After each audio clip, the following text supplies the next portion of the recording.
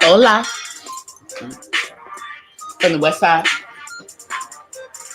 It is me, DC, the Purple Diva.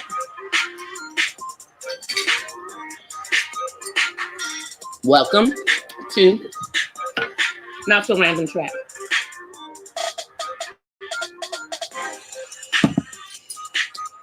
So I'm back to my trap music tonight, y'all.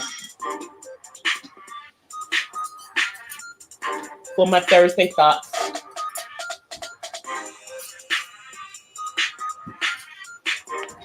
I hope everybody is having a good week. It's almost Friday. And it's also like 5 days before Christmas now, y'all. Tomorrow's the 20th.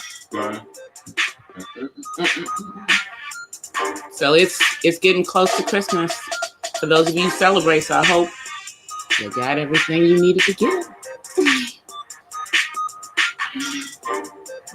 And if you haven't, you still got the weekend.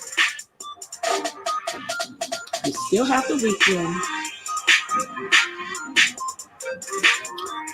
So it's been a very, very interesting week. In a lot of different places.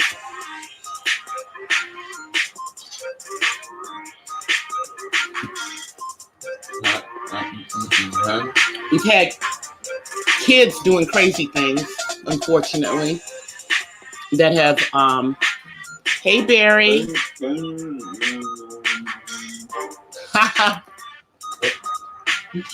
It's the 20th right now. Yeah, if you're not on the West Coast, it's already the 20th. It means it's Friday.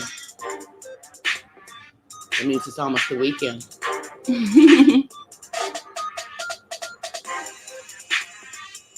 But I've just been, watching a lot of stuff going on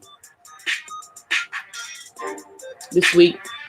We have a president. Not my president, but he's the president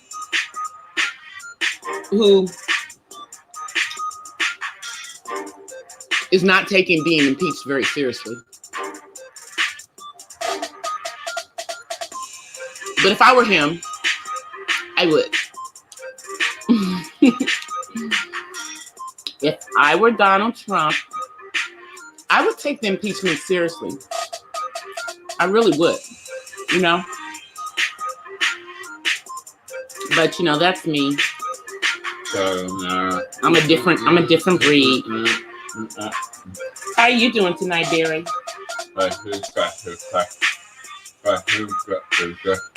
Yeah, I know people are moving slow tonight because some people are in Joey's chat. So I know it's going to take a few minutes for some folks to get over that. Normally come to my chat.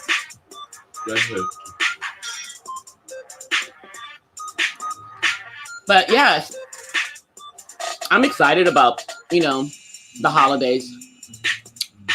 Planning on having a little fun. Not sure what I'm going to do for New Year's, but I'll figure it out between now and then.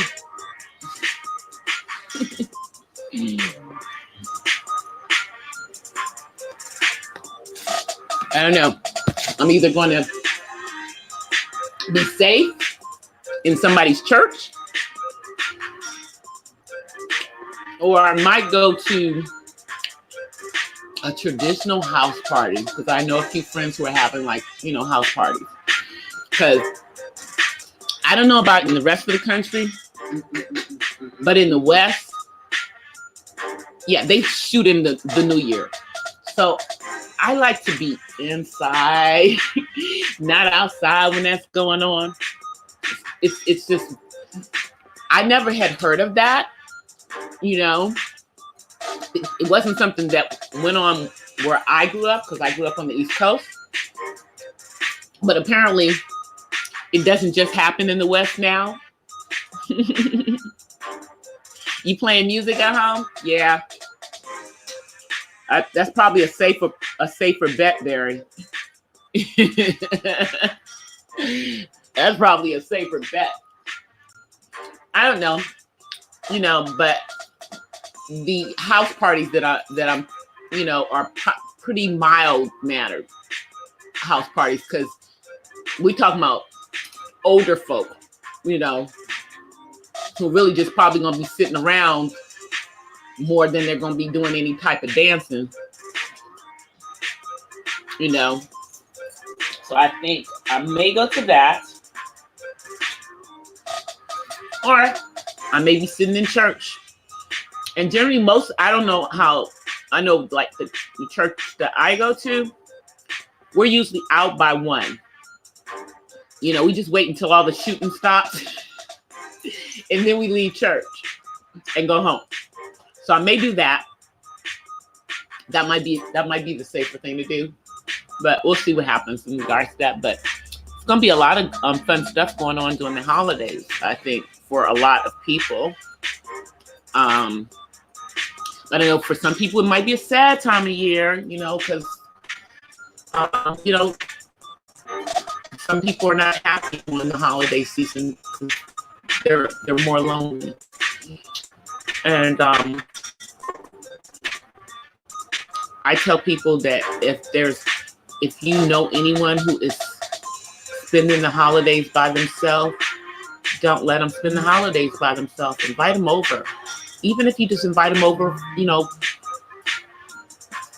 for dessert on Christmas. But I would say invite them over for dinner, on Christmas. You never know who you could be helping, because a lot of people are by themselves. And yes, a lot of people do not celebrate the holiday, but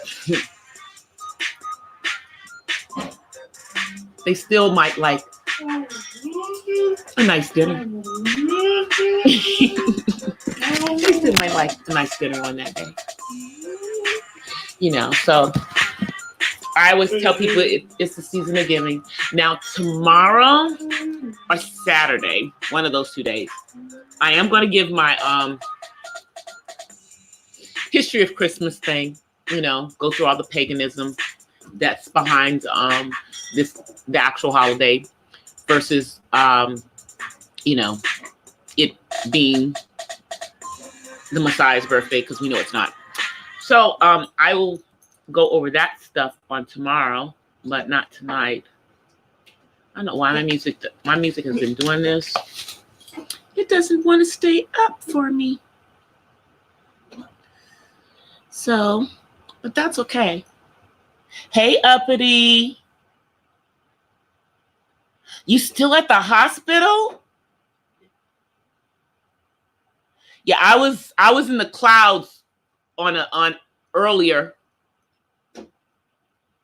on Bomb Cherries. I just came through to see what was going on, and I saw you in the chat, and I saw you say that. So you're still with your sister? Okay, let me write it in the chat, because you can't hear what I'm saying. I just forgot about that.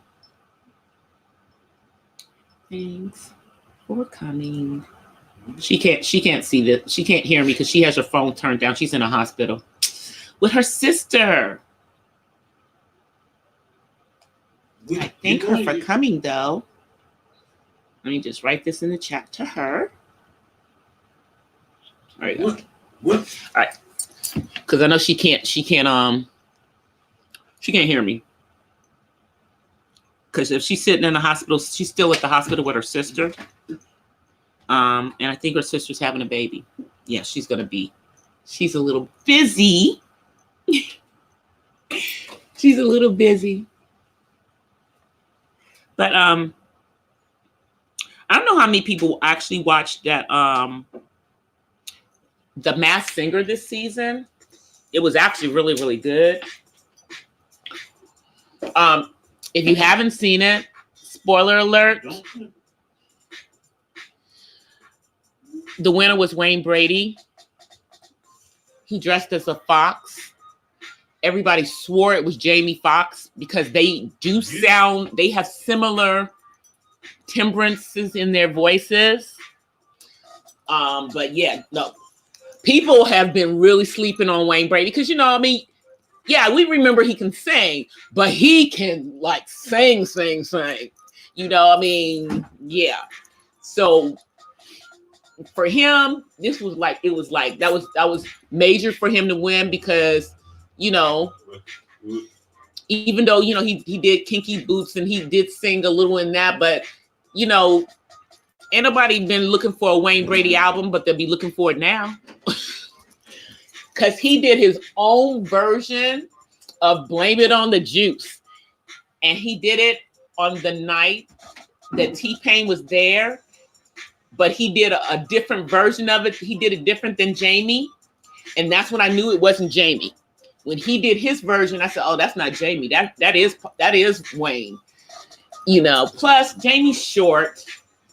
And the Fox was close in height to Nick Cannon. So I knew it, again, that it probably was Wayne Brady, but he deserved it. But you know who else was on there? Adrienne Bailon from The Real.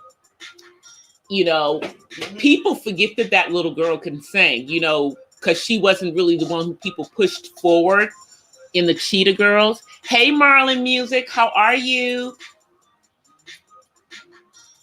Day is going good. Yeah, so Adrienne Bailon was the flamingo, and she has a beautiful voice. I mean, she beat out Patti LaBelle. Patti LaBelle was gone way before Adrienne, and people did not know that it was her until later on. They were thinking it was Candy Burris. They were thinking it was Fantasia. But when she gave a hint, like somewhere in there where she said she was baptized in Israel, and most people know that she's married to the gospel singer Israel Houghton. So that's when I was sure it was her. But the person, you guys, that really, really, really surprised me on that show, and nobody knew that this was him. Hey, AKA James, was the Rockwilder. The Rockwilder was Chris Daughtry of Daughtry. Oh, I was like, I don't know how I didn't know that was his voice. I love that group. He came in second to Wayne Brady. So if you didn't see it last night, I gave you that was spoiler alert. Because it was on last night. But yeah, so they're getting ready to they're coming back in February on Super Bowl Sunday with season 3. And it's going to be really interesting on that Masked Singer show, because they are really getting, like, you know, like the top of the, you know, singers want to be on it. They want to go on here and get under that mask. I mean, like with Patty, like with Gladys, everybody knew it was Patty. Everybody knew that was Gladys last year. They kind of have that kind of voice that you can't, you know, they couldn't disguise their voices if they wanted to.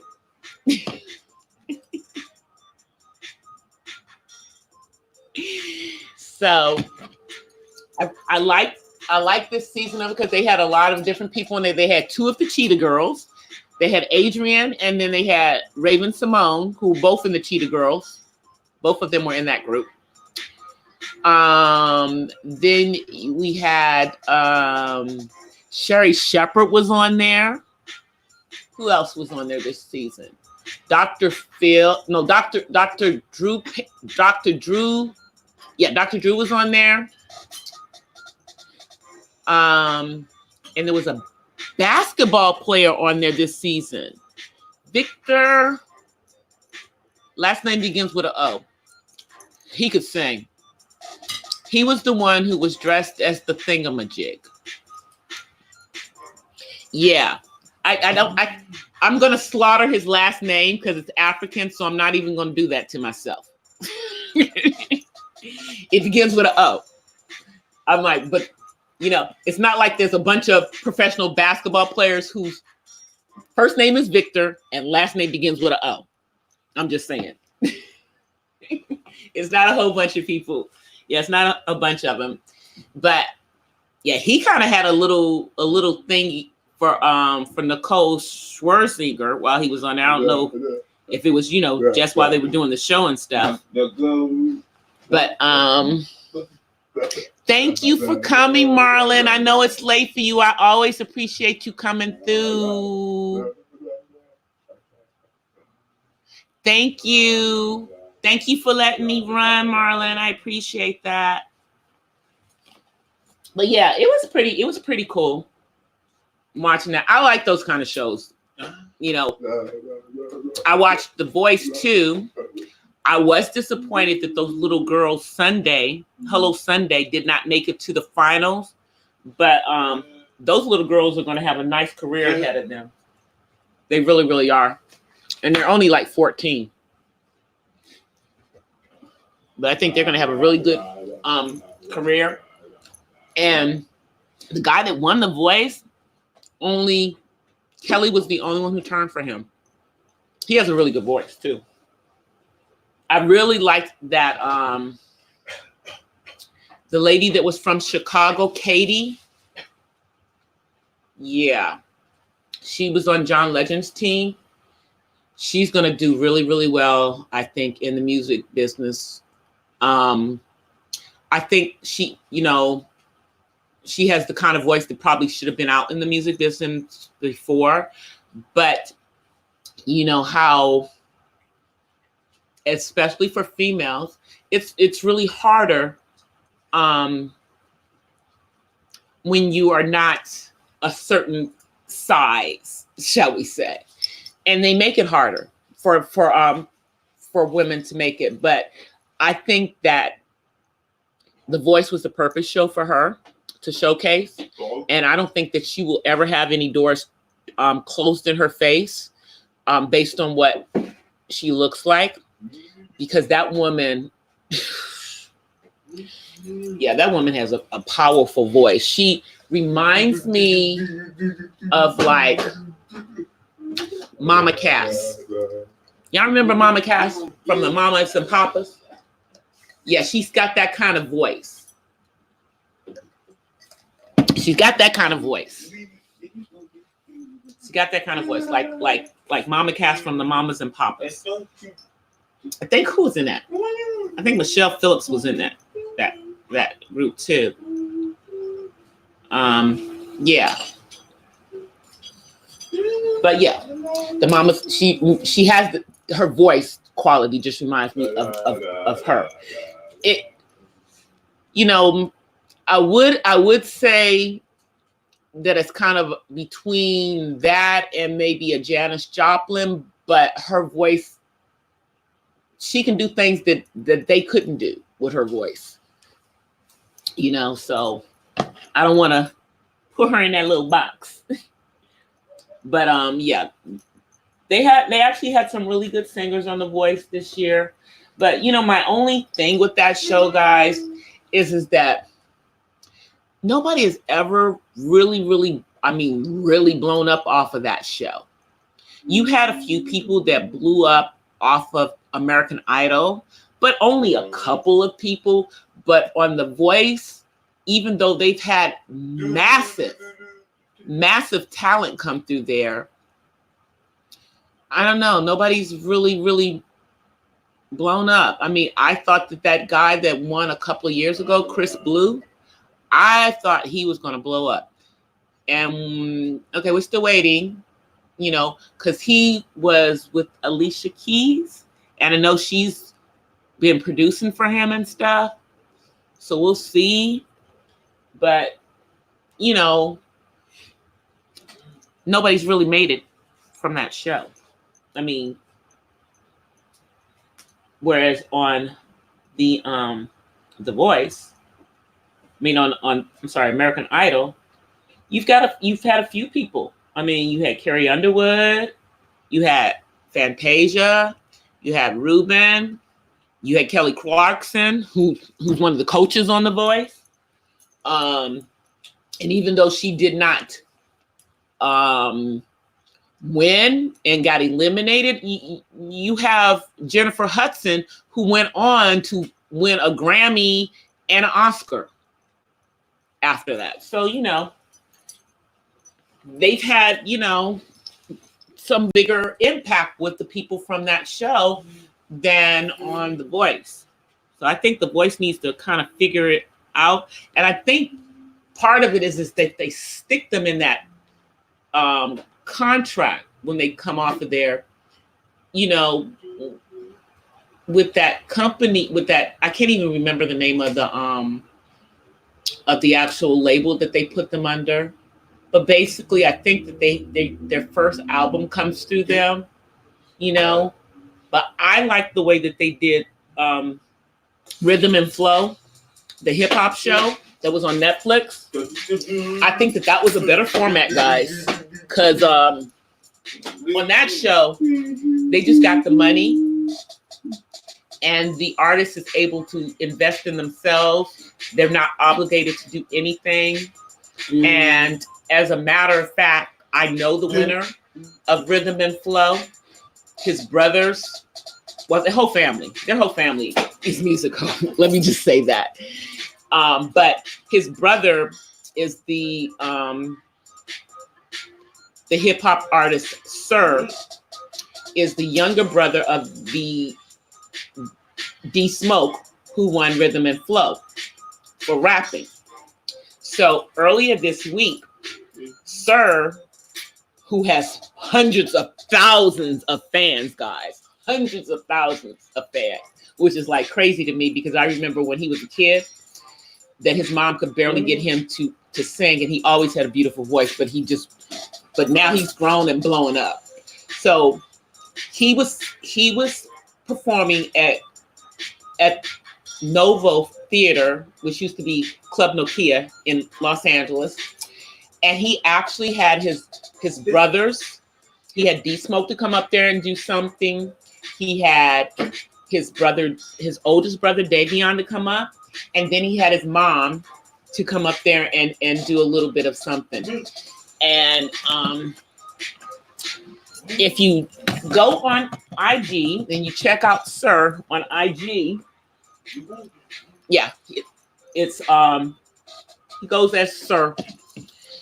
You'll find that they have a clip of the family up there on the stage, just you know, doing different parts. They clipped in each one of them doing something because he let his whole family get up there and do it. It was like a family thing, and that's how they grew up, basically, you know, just singing in the house. But I thought that was really, really, really cool. And I like the way that his brother came through that show, because he's not tied down to like a record contract. And D Smoke has already put out an album because he won the show. And they aired the show in October. By November, he had his album out. He will have another album out in January, and I think that project is going to be a visual project. So I like the way that they did that on that show, also because Rhythm and Flow was international, and so these rappers that were on there, and they were all really, really good. But I'm just going to tell you, once I heard D Smoke from the very beginning, not even being biased because I know him, I knew that it was going to be something wrong if he didn't win. Because he was just that fire. So I encourage you guys that if you ever have a chance, go out here on YouTube and find the performance of The Last Supper. That was the song that he did in the finale of Rhythm and Flow. You go watch that, you will see. Even if you aren't a fan of hip hop, you'll appreciate that, because he's a musician. So it's, you know, he's doing a whole. I mean, he put on a full production for that. It was like a Grammy performance, but it was the finale of this show that he was on. So he was able to do all of that, and then he won $250,000, and he wasn't beholden to a record company, and he was able to just start putting out his music. But he's also going to do something similar to what Nipsey Hussle was doing in LA, because D Smoke is from Inglewood. He's going to invest in some businesses, right? And he already has a business here, but he's going to invest in real estate also in Inglewood to, put something back into the community, especially because, as many of you guys know, next year, the Rams and the Chargers will be playing football in Inglewood. Now, one plays in Los Angeles and one plays in the city of Carson, which is south of Los Angeles. But starting next year in the fall, which is like only 9 months away, guys. In less than 9 months. Yeah, they're going to be doing all of that. I'll be able to hear the cheers. If I still live in this area, I will be able to hear the cheers from the stadium. That's how close I live to that daggone stadium, you guys. So that'll be interesting, if I'm still living in this area when that happens, And since it's only 9 months away, I probably will still be living here. Because they've done a lot of stuff in the area that I live in, And it's going to be interesting because they've come through here and pretty much, even if you live here, you've got to have a permit that says you live here to park on the streets around here, because they're trying to keep people from parking in our neighborhoods when the football season starts next year. And then also, I guess, because they're also going to have a lot more concerts at the Forum by that point, But there's a lot of stuff that's going to be happening in 2020. I'm excited about 2020 for myself, though, because I am almost finished my book on autism. Actually, it's a book on walking through raising my son. So it goes all the way up until he's out of high school. So I did it, kind of went through all of that. And it's called Raising Up David. So I'll be finished with that. And so that'll be getting published in 2020. So in 2020, I will be a published author. I will not just be a writer. I will actually be published. I already have a publishing company, believe it or not. I already have that, kind of lined up. And I already have my artwork for my book. And after that book, I'm going to do a couple of more books. But yeah, I have got quite a few things that I have to accomplish on a personal basis.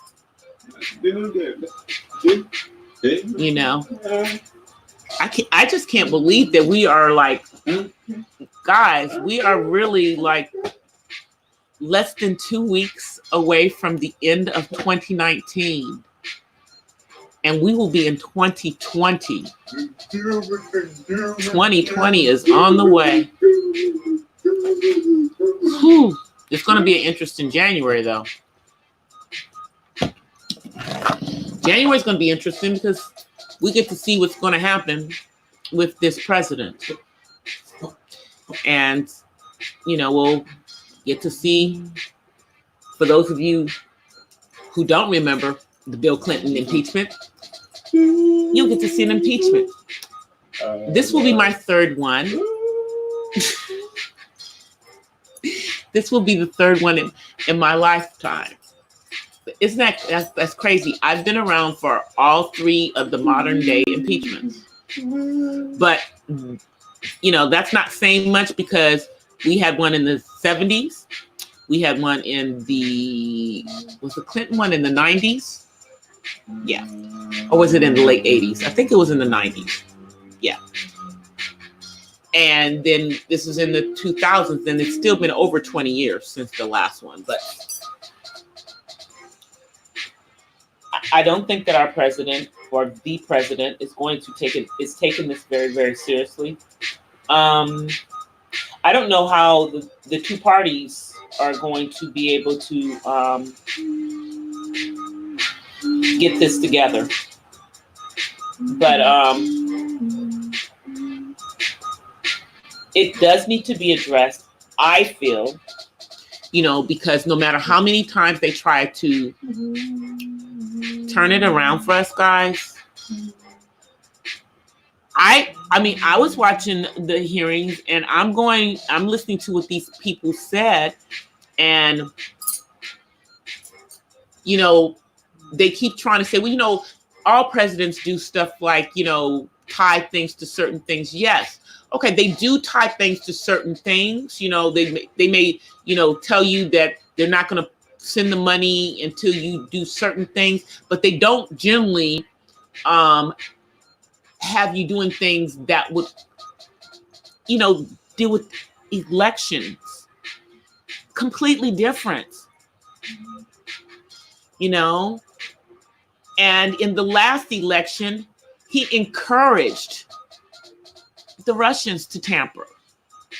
And then this time he wanted to have the top runner in his eyes on the Democratic side and his son to be investigated.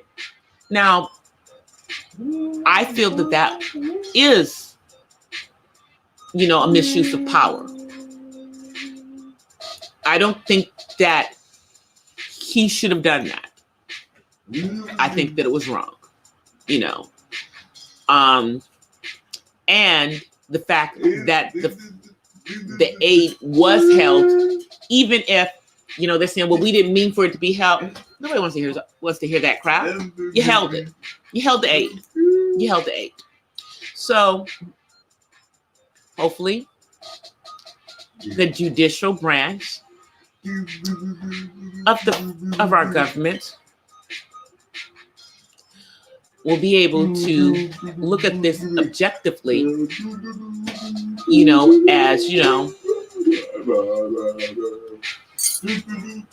Congress and the Senate present their case in regards to the executive branch.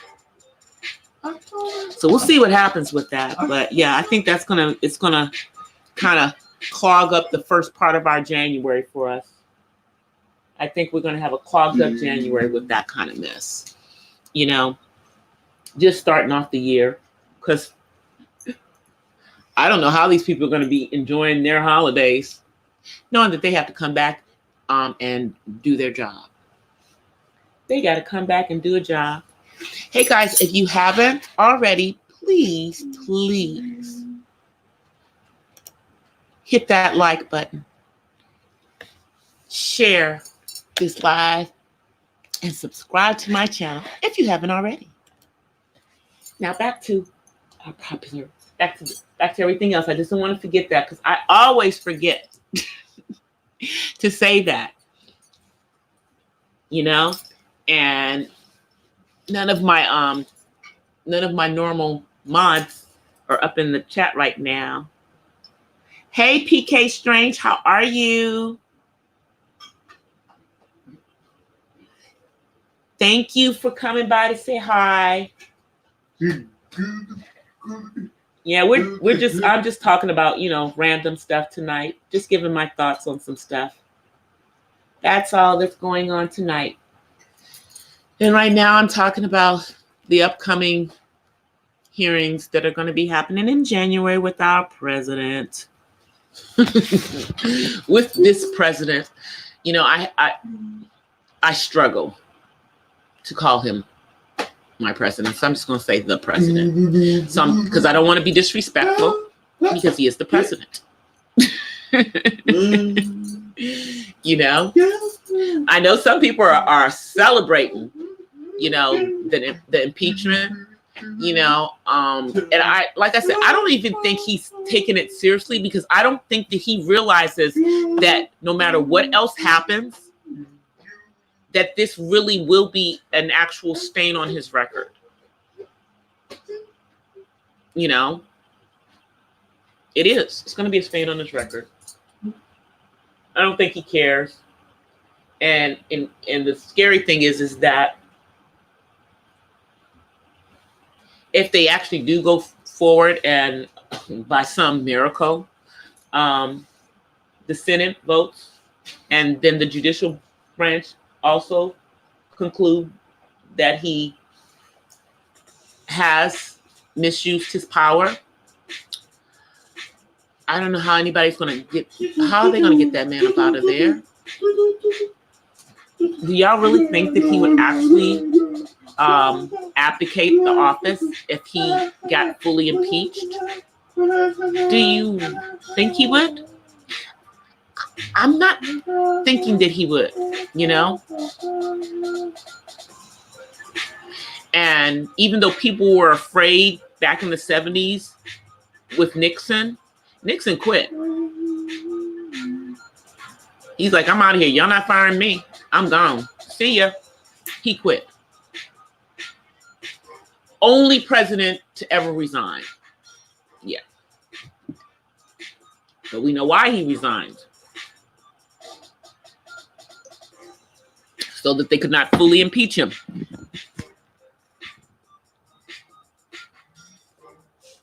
I know I for me, PK, I really think that what he did was wrong. I don't care what they say. He did ask them to look into a candidate in regards to the election, and he did initially withhold aid to Ukraine.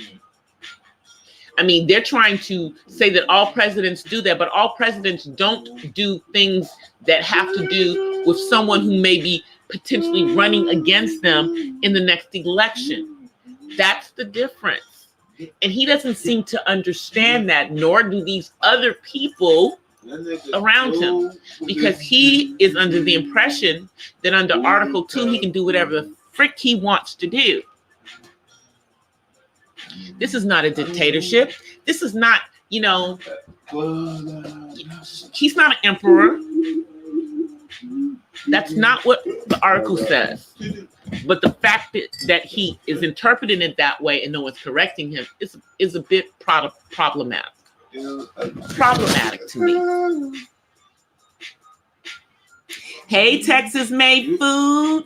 I haven't seen you in a while. You came to my live. I'm so honored. I'm so honored. I'm seeing people that I see in other lives, and you guys came tonight. Thank you so much. I know next week will probably be really wild because I know a lot of people are off. So I know it's going to be a lot of lives going on all day long and everything. I'm not off, guys. I actually have to work next week. You know, because I figured since I'm not going to go see my dad, that I need to make my money. If I'm not going to go see my dad, I need to be making my money. So I'm going to be making my money. And I'm actually going to take some vacation time in January and at the beginning of February around Super Bowl time, because that's around my birthday time. And I got a party for my birthday. It'll be another birthday for me 2 days after the Super Bowl, because I think the Super Bowl is going to be on the 2nd of February. I believe it's on the 2nd. Yeah. Something like that. Yeah, that's right. You know, I want to go see my dad, but I'll go see him after the first of the year. because I think that I'll probably be able to, you know, get a better price, and then my son will be able to go with me because he wants to go see his grandpa. And I don't really want to travel with him during the holidays because, you know, as you guys know, well, as you may not know, my son is an adult with autism. Let's just say that we have to, you know, go through extra security checks and stuff with him, you know, because, yeah, we just do. You know, but of course, I do also get the, you know, priority boarding onto planes and everything with him. But it's, you know, still more of a thing. So, you know, we're gonna go when it's not holidays, less people, and I'll be able to be calmer. Yeah, I just think that would be better. So I know a lot of people are traveling during the holidays, though. But this year, I'm not going to be one of them. Next year, I will be again. But this year, I'm not going to be able to see my dad until January. But fret not, I will see him soon. And although my father is on the East Coast, he was in the same state as me until 9 years ago. So, you know, I was around my dad for most. My dad has been in close proximity to me most of my life, and I'm blessed that he's still here too. So, I will FaceTime him. But since I will be here, my son's name is David. Yeah, his name is David, which is Hebrew, and it means beloved. And yes, he is named after King David in the Bible, and he's also named after his own father. His father, ironically, never used that name. Nobody calls him by the name, and most people don't even know that that's his father's name. But yeah. And he was named after David in the Bible. David, PK said hi. Say hi. Say hi, PK. Yeah, he said hi.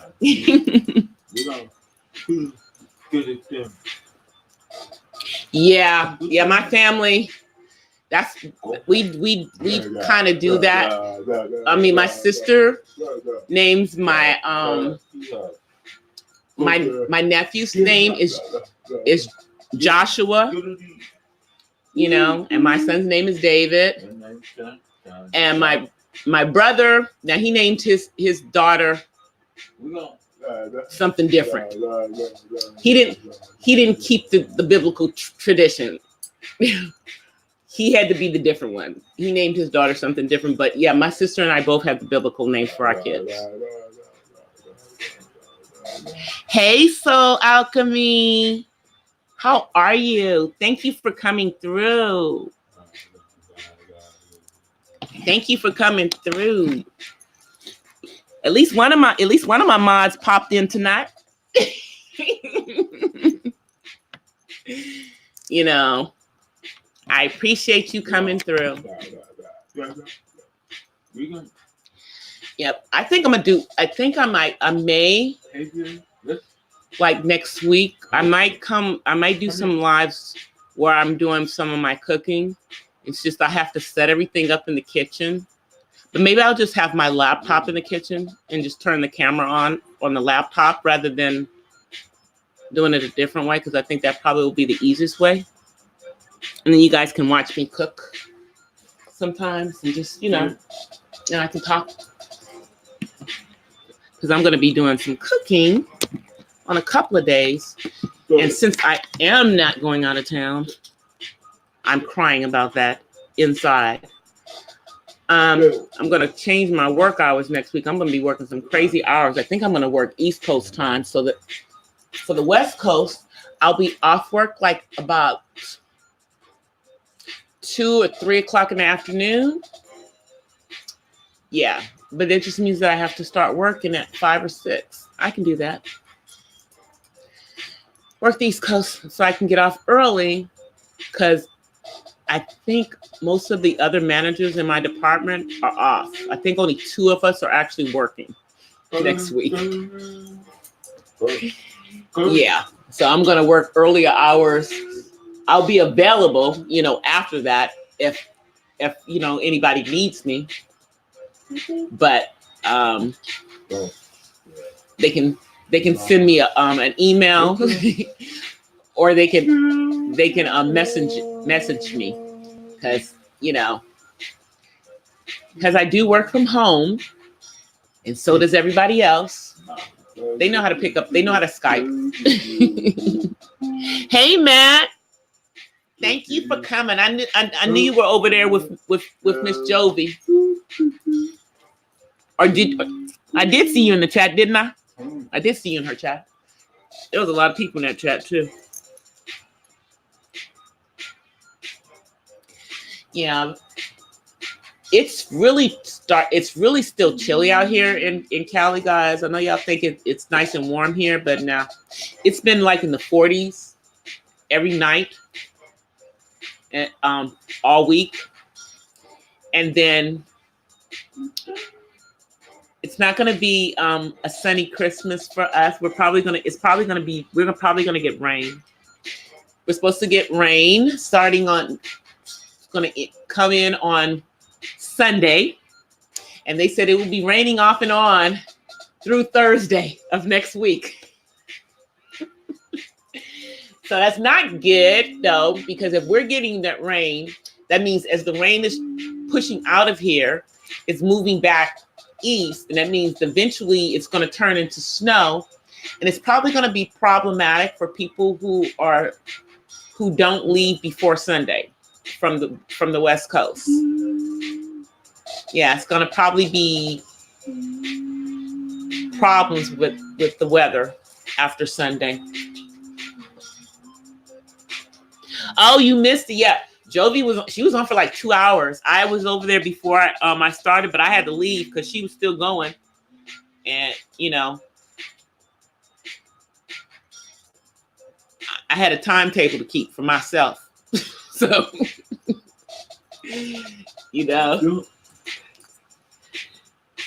because just like folk on the West Coast, on the East Coast, this may be late to them, but it's not that late for me. And trust me, when I get off of here, it will not be midnight when I get off of here. It'll still be Thursday night for me. But tomorrow is Friday and it's payday. And all I'm going to do is get like the last couple of things for my son and for one other person who's special for that special somebody. So, and I've already shipped out what's going to my dad since I knew I wasn't going to be there. I already have my sister's gift, but she's probably not going to come by to get it until she gets back from seeing my dad. And I already shipped off something for my niece. Yeah, so I'm pretty much done. I don't really do a whole bunch of Christmas shopping because number one, I'm not really into the commercial side of it. Number two, I know what this day is really about versus what we choose to celebrate on that day. Like I said, guys, I'm gonna go over, the winter solstice, and what, the 25th of December really was to celebrate versus before they made it into a Christian holiday. So I will go over that tomorrow. I don't want people to think I'm bah humbug, because I'm not. I enjoy, giving gifts, to other people. I do enjoy that. I'm not really one of those people who's all about getting something. I'm just about, giving to people that I care about. But I'm not out there breaking the bank, trying to, buy a whole bunch of stuff, trying to impress people, with a lot of things, because a lot of stuff that I do is handmade stuff. So I still got some handmade stuff that I'm working on too. Mm-hmm. Hey, Miss Pamela. Thank you for coming. I wasn't sure which name you were going to come in, so I was prepared to mod up your other one if that one came in. Didn't matter. But I'm going to do some baking this weekend because my son is going to be gone this weekend. He's going to go spend the weekend with his dad before the holiday. So he's going to spend his time with his dad over the weekend, which will be really good for me because I really think that he needs to go spend a little bit of time with his dad. He really hasn't been able to spend some time with his dad. And I do think that him not spending time with his dad has been part of what has maybe made him have some of the meltdowns. This time of the year is really, really harder for him because, there's so much going on and it kind of sometimes sends him into sensory overload, but he's doing much, much better. Oh, you're coloring? I like coloring. You know what? How many people have ever gotten themselves an adult coloring book? I've had one of those adult coloring books.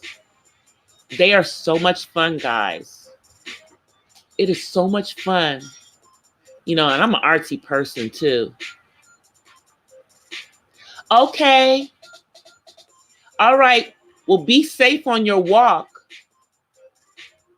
Hey, Terry.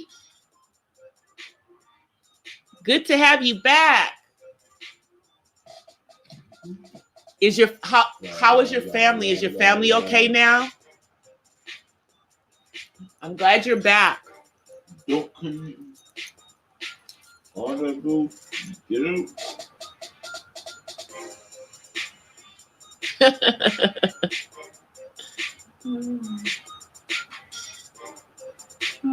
All right. Thank you so much for coming through, PK. I appreciate it. So, one thing that I wanted to mention, you guys, and Terry, this is probably more, I was waiting for you to come in the room before I mentioned this one. So one of the things that I found out for those of us who are part of the diaspora is that in specifically in Nigeria right now, I believe it's Nigeria. It's about 14 countries, just like you told me, Terry, that are blocking, that are trying to come, that are going to have their own currency, and they are really, they've had enough of France. I mean, they are like vocally protesting and trying to get them up out of there because I don't know if you guys are aware of this, but just as those of us who are African that are in the diaspora, there was colonization on the continent, and currently the country of France is trying to do neo-colonization and keep, basically in Africa on the backs of the African people. And they are finally saying, we ain't doing it. Nigeria had a protest earlier this week. I know about it because I follow the African Diaspora channel and they reported on it. But yeah, Terry, I started to see it. Yeah, today on the African Diaspora in the news, they were talking about the protests that are going on in Nigeria. against the president of France. Yep. They want to have their own money. They want to get rid of the French franc. And see, this is problematic for the French because the French depend on their money being utilized on the continent. Yeah, that's exactly what they're trying to do. That's exactly what they're engaging in. And they're trying to cause chaos between those countries to try to keep them from doing what they want to do. He's over there meddling, but they're standing up to him, and they're like, they do not want France in their countries. They are really trying to push them out of there. Yes. I mean, if you guys are paying attention to the African news, it's huge. It's huge. And I mean, we've been talking about, they need to do something we need to see them doing something. Okay, guys, we see them. They're doing something. Okay? They're doing something. Yes. And I mean, I know other people were telling me that, it was coming. They were like, it's coming. Just wait. But I'm so glad that I'm starting to see that. I'm so glad I'm starting to see that going on.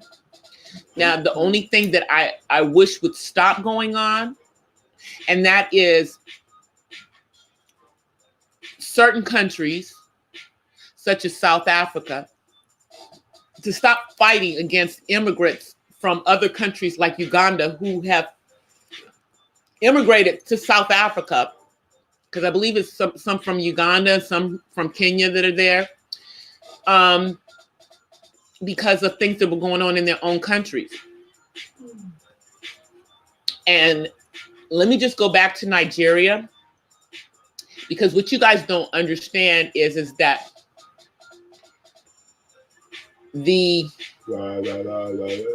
I would say the I don't know what you would call them, because they're not really a political group, but it was in Nigeria that you had that group, I think it's Boko Haram, who went and kidnapped all of those girls.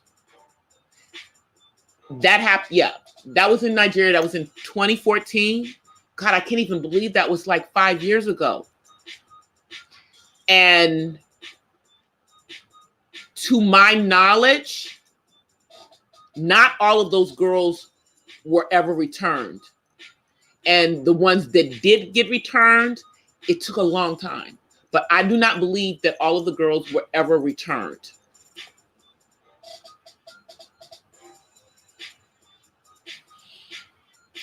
Yep. Hey, ready, set. Is this? Oh, it's Chris. Thank you. I was going to ask, is it Chris or Amanda? Thank you, Chris. Thank you for stopping by. All right, good. Thank you guys for coming through. I know it's late for y'all. But yeah, Terry, that one is really, that's exciting to me. That's really, really exciting to me. I'm gonna drop a link in the chat in case anybody wants to come up.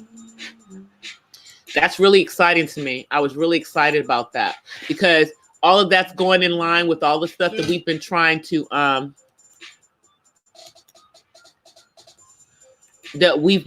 just trying to talk about. I mean, I know it may not seem like it's all going to link together, but when we're talking about stuff over in the Middle East and in Africa, yeah, I mean, it all links back together. And it's so funny because, a lot of times when I'm talking, people don't really, they don't understand that I am a woke Christian.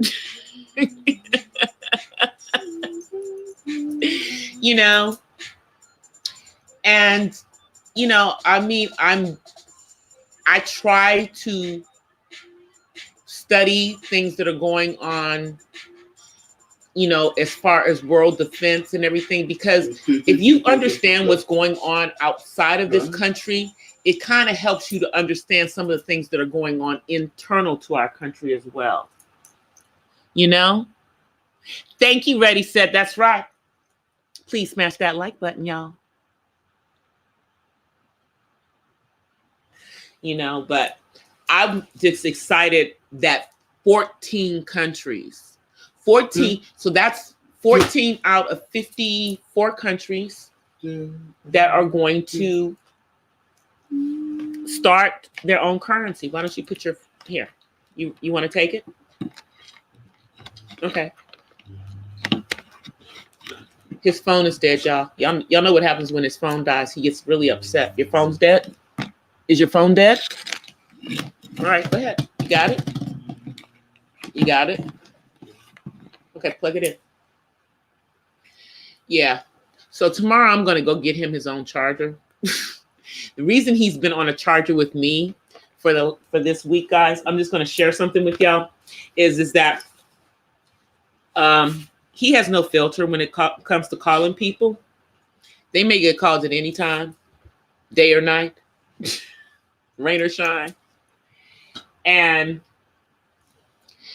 if the phone isn't working, he can't call anybody at 4 o'clock in the morning. So that's the reason why I purposely did not take care of that until the end of the week. Sure. Right? Right. Yeah, because he hasn't been calling anybody. Oh, Pamela said hi, David. Say hi. Say hi. Say hi, Pamela. He said, how are you?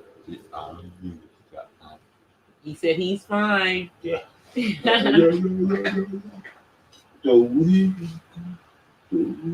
said he's fine.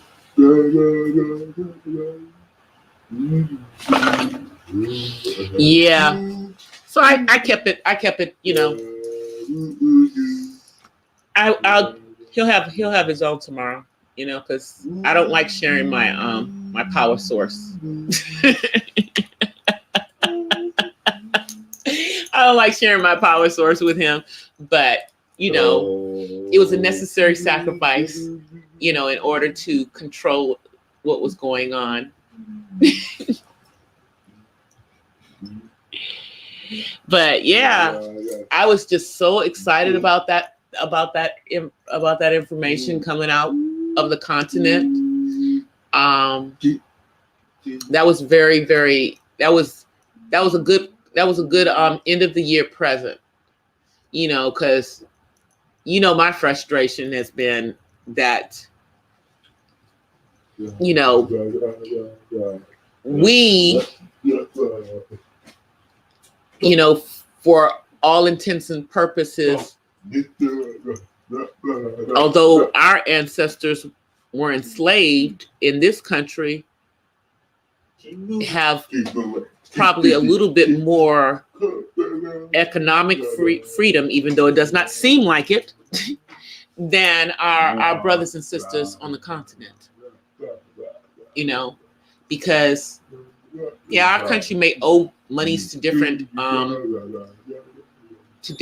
nations, and we, you know, and we've helped out other nations and lent them money, and then they've lent us money and all of that stuff. But we have our own currency,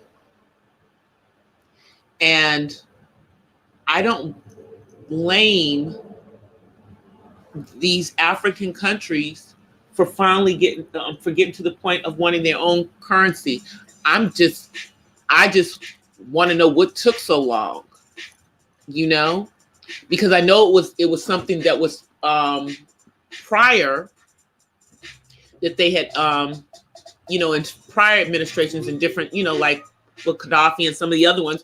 But I'm just wondering why from way back then did it take until the 2000s for them to get back to that point where they've got a, you know, a block of countries, you know, and, you know, 14 doesn't seem like a lot when there's 52 countries. 54 countries on the continent. But keep in mind that the way that the countries are divided on the continent is not the way that the African people had divided themselves. It's the way that Europe had divided up the land. So although it may seem like it's a small part, the fact that Nigeria is part of that, and Nigeria is probably one of the most progressive as far, you know, I think that that's a good thing. You just have to worry about the person who's in office in Nigeria, because he seems to, you know, want to stay in bed with France, and the people don't. Hey, Jack. You got money to. Well, Jack, we have actually, my choir has actually we cut albums over 20 years ago. Yep. If you go, you can go and find them. If you go out there and look for Bam Crawford, look for Bam Crawford's Purpose. I'll even type it in the chat. We have several albums out. It's called Bam. But yeah, we did those albums when we were young. When we were young, we did several albums. Okay, Bam Crawford Purpose. Okay, so that's the name of my choir. That's my church choir. Bam Crawford's Purpose. That's who we are. And if you look for that name, you will find we did 3 albums, The Book of Life and The King is Coming. Yeah, the first album was the Book of one is called The King is Coming, and one is called The Book of Life. And the song that a lot of people hear that was originally, oh, there's Mr. Terry. Come on in, Terry. Thanks. And the song that people hear, I hear you. Let me just say this one thing, Terry. And the song that people hear that my choir originally did, but you probably have heard it more by the Brooklyn Mass Choir, is this song called My Help, which is actually from the book of Psalms. It's Psalms 44. So, and you can also find that out on YouTube. You can find us out on YouTube. You can look for Bam Crawford's Purpose out on YouTube, and you will find some of the performances. And if you look really hard in those videos, you will see me. And yes, I even had braids in my hair back then. I've worn my hair in braids forever. I've seen those videos, by the way. You have? Aren't those the ones that you directed me to one night? When, oh, no, that's a dip. No, I directed you to the karaoke videos. Okay. Yes. Oh, very few people have seen those karaoke videos. And only people who actually know my real name will find them. And that's why you were able to find them. Right. Yeah. No, I didn't. Yeah, that was when I wasn't wearing my hair in braids. That was like, I want to say that was around not too long before my mom died. Yeah, that was probably the year that my mom died.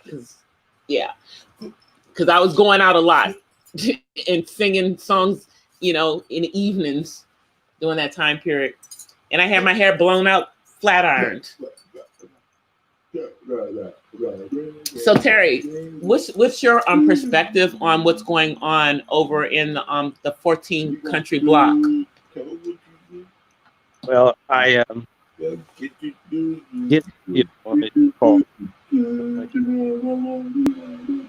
You're breaking up a little bit. Okay, how about now? Can you hear me now? Yeah, I can hear you now. Okay, I made a suggestion Mm-hmm. in my video After Much Night. I think they're trying to throw off French colonialism, French control. Mm-hmm. Uh, Beside those 14 are under colonial tax. Well, essentially, substitute currency. Yeah, and it's neo-colonialism. So that's one indispensable step. But the only way something like that will work, obviously, the currency that you want to start industrializing and doing business within those nations. Um, and that was something that was forbidden by the agreements that Mm-hmm. were with Yeah, French, and France is still trying to keep them from starting that currency. right, and others as well. But it can only be viable within a wider union of African states under union authority for the So continent. they need more. They need more countries to join in with them. Right. So they're not secure at all. No, but it is So at least a step in the right direction, and they're making noise about the neo-colonization, because before, for a lot of us here, it looked like they were being complacent about it, even though we knew that that wasn't the real deal, but it appeared that they were complacent. right. So they have to speak with one voice. We'll see as time goes on if they would take the further step by harmonizing policies for a union, a Pan-African Union on the continent. If they can do that, then their position becomes more secure as an independent bloc.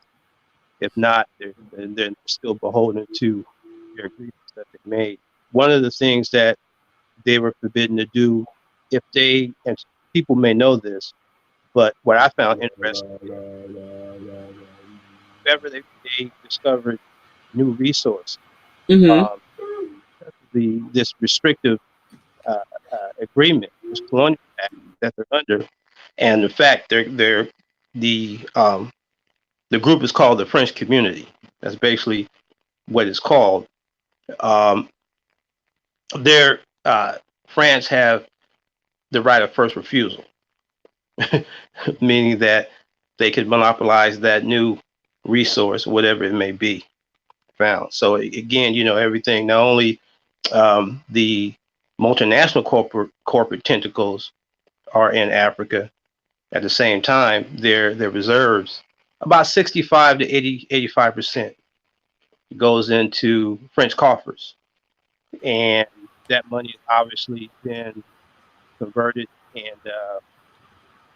Yeah, they understand that they're basically um, supporting the French economy, and I mean, yeah, finally, they understand that. yeah, yeah, and really, it comes from a groundswell of demand from the masses of the people. At least at this particular point, uh, those nation heads that are truly puppets, they have to at least give uh, that lip service, if nothing else. So That's why I was talking about. That's why I was talking about the Nigerian president. He is one of those people that we right, have to worry about, because that's why I brought up, because a lot of people don't may not, I know it was a few years ago, but Boko Haram, they stole, I don't believe all of those girls have ever come back. A lot of them did, but not all of them. And after a while, they stopped talking about it. right. Because, Now, yeah, they didn't oh, want them to be educated. yes.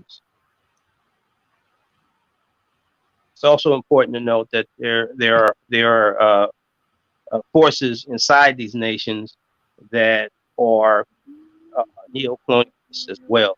In other words, they work in the interests of France. So there's obstacles there within the military, within the educated class, the intelligentsia, within the bureaucracy itself, and other groups and individuals too. that prove to be a block on something like this that I think each country has got to work through as well. But it's the masses, really. Something like this would benefit, the everyday brothers and sisters in Africa. And as I said, it really is, in my mind, in terms of somebody who understand Pan-Africanism on a continent-wide scale, it's an indispensable first step, but no means is it the only one that they should take. Absolutely. I mean, that I was just happy to see that because we've been talking about this first step. We've been talking about the first step. And I'm like, oh God, it's finally happening. Right. It's finally happening. Because to me, I just could not, and I guess it's different for us in the diaspora because we're not dealing with things from the same standpoint. But to start to see nations try to, because what they're really trying to do is they're really trying to cobble back their own African cultures, despite those lines that have been drawn into countries, Right. And I did talk to my friend that's in SA. He says he was not, he said if they do have a city like that, he says they're keeping themselves under the radar because he said I would know about it otherwise because I think he works in public stuff. So, but he says he looked in to see if he'd see anything. He says, but he as far as he knew that they shouldn't have a city that's only because it is illegal. Well, let me just say, let me just say that Phil Scott, the Advice Show, he actually had a video on that, and then I also saved that to my Facebook page. So you can go to Phil's channel and check that out, or you can go to my Facebook page or something. Okay, yeah, because that's what I was telling him. I said, let me get some more information on it. I said because I do think it's going on, and you just don't know about it. I said, and but I wanted to find out if someone of color knew anything about this. And I think he's down in the Cape Town area, Johannesburg, down there. I think that's the area that he's in. So I'll go and take a look at your page and at what's his name, Scott? Yeah, Phil. The Advice Show. Yeah. Okay. I think I'll look at both of those, because Latu comes on every day and I'll be able to ask him. Okay. Yep. Yeah.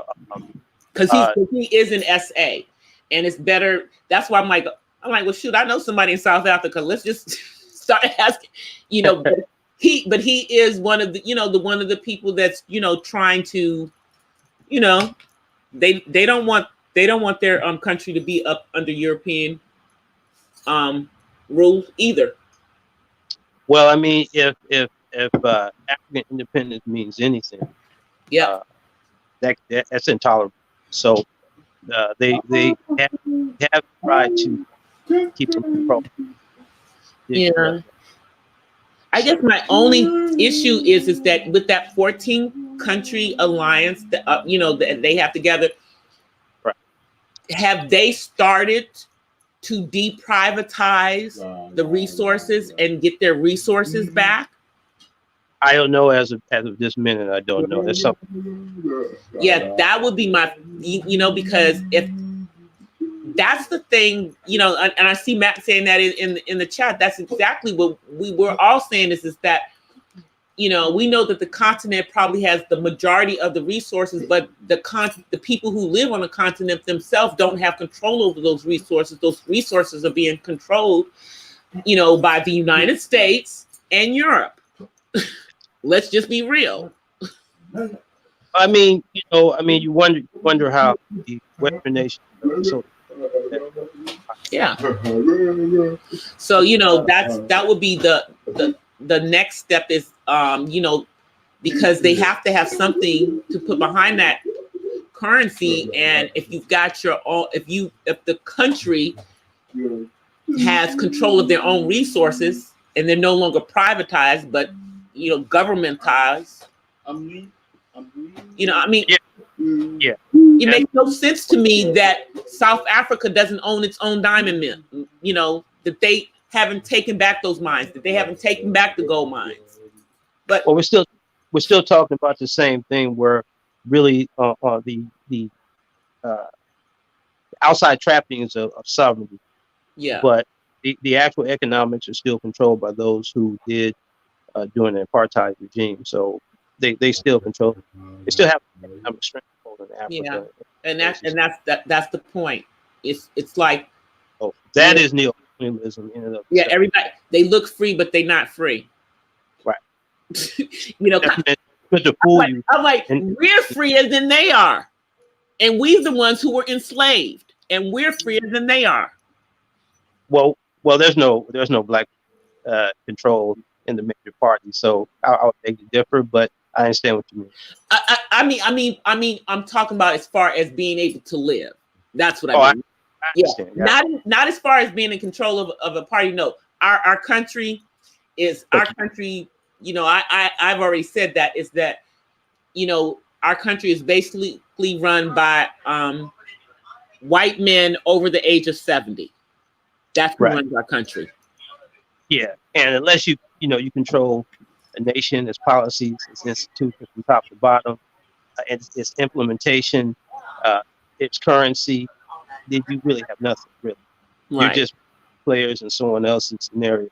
But something we'll discuss in another live stream. But certainly, there's more. They want to get. We have more. It's like we're not totally free, but we're freer than they are.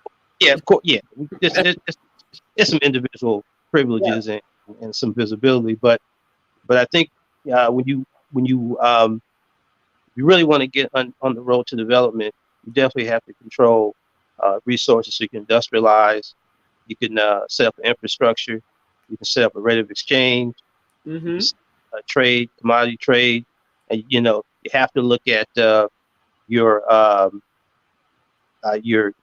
agriculture. You have to modernize that, because really what you want is production output. You want to exactly. You want to be an exporting colossus, and Africa has that. And I've seen like I was telling you about that that one channel that I found, Dr. Him. Her name is Dr. Hime, and that's exactly what she talks about each of the countries coming, having their own superfoods that they can actually export, versus receiving things because like in Africa they have their own in certain countries they have their own types of bananas, their own their corns, all the same kinds of vegetables, but they're grown on African soil, and obviously they look different than ours. But those are staple foods that they could actually export to other countries. Once they get it to a point where they have, enough farming land, and that's the part that they're working on right now. Right. Now, if you do that under a by policy, your economic policy, but in terms of banking, investment, that's all of the things are harmonized content-wide. So, obviously, let me say that everything in Africa is exploitable, and not just what the neo-colonialists think are the best pick, and what basically they do, take what's profitable and leave everything else undeveloped. So when you start the overall development plan, you take stock of everything we have. So everything is subject to development in terms of plan. Latu just came in. Terry, Latu just came in. He must have heard me good. talking about him. Yes, that is Right. that is the friend that's in South Africa. Okay. He said Latu said land is a headache. Right. No, so now Terry, talk about what's the name of that place that you said in South Africa? What's the name of that city? 1 second, I'll get it for you. Yeah, Latu. Yeah. Terry's gonna say the name of that city that he was talking about there. Oh yeah, he's breaking up. Take a second. Okay, hold on for a second. I'm sorry. Yeah, he's coming back.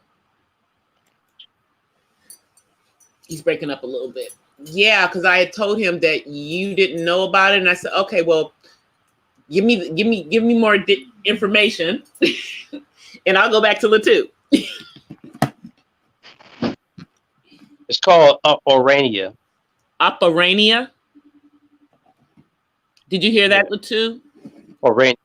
Orania. Orania. Oh, Orania. Okay, so that is apparently a city. Yeah. His name is oh yeah, let me take the banner off so you can see the name. There you go. Yeah. He couldn't see your name. Problem.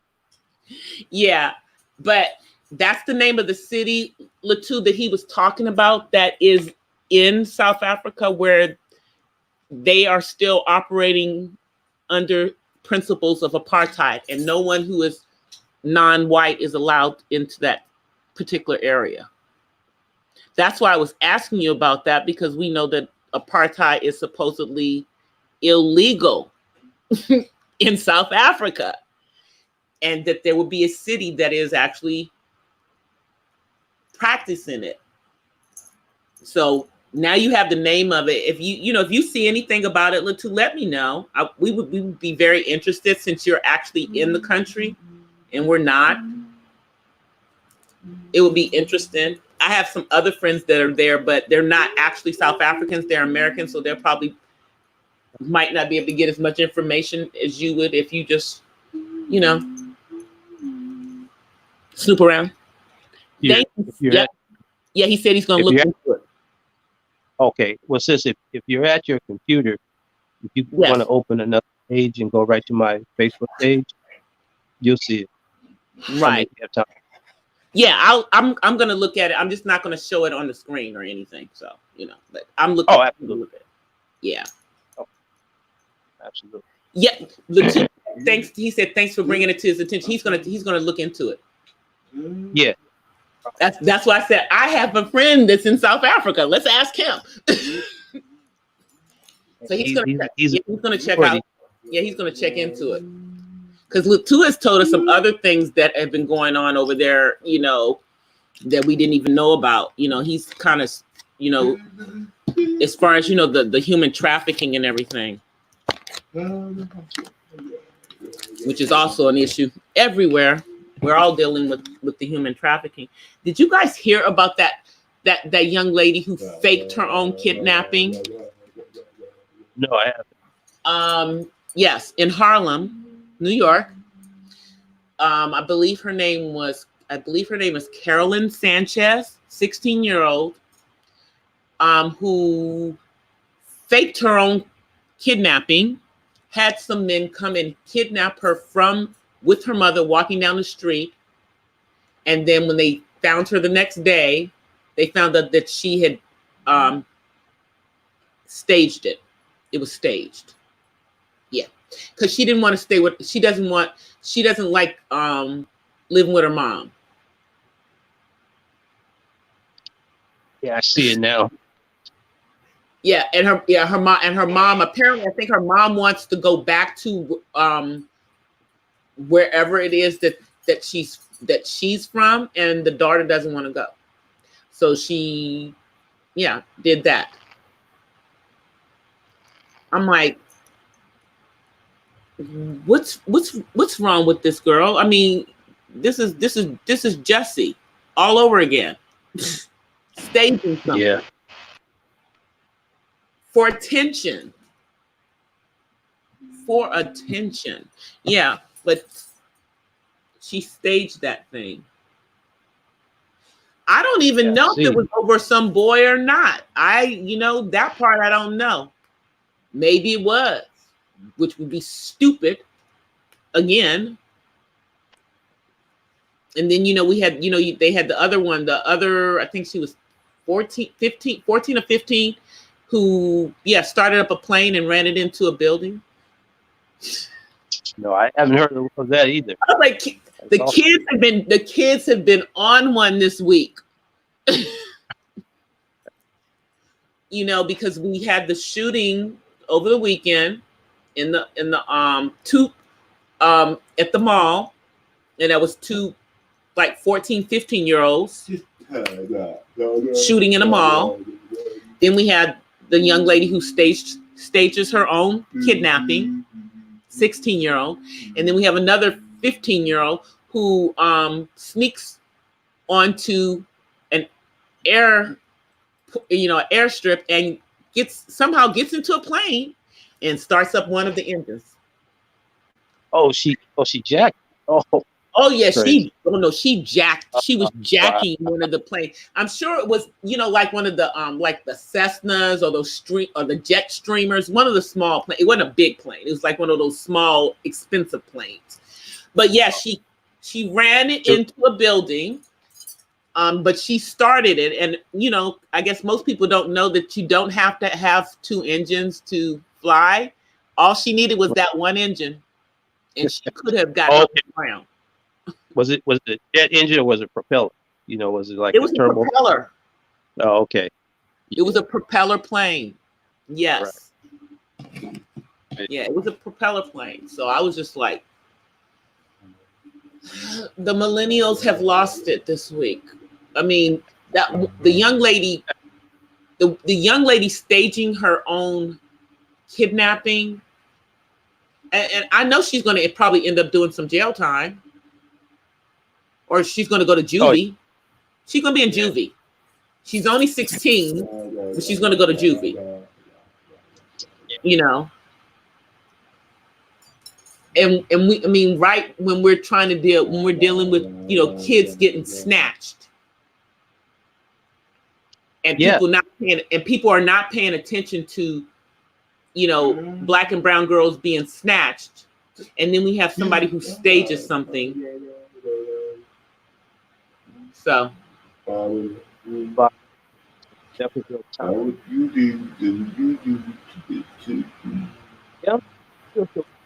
my God. LMU has a Trump. Loyola Marymount College has a Trump 2020 sign right up under the LMU. I didn't even realize that crap was over there. See, I don't drive past there very much. Right.